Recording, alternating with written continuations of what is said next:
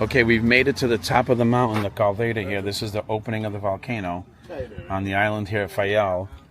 And we're about to walk through the tunnel here so we can go and check out the Caldera.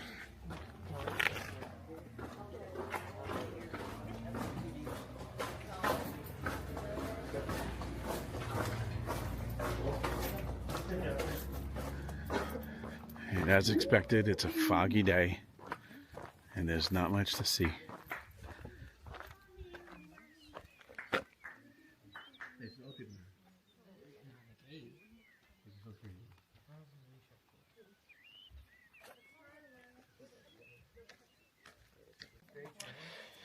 Well, it's foggy here today, but as you can see, this is the Caldera de Fayal, the Fayal Caldera Natural Reserve.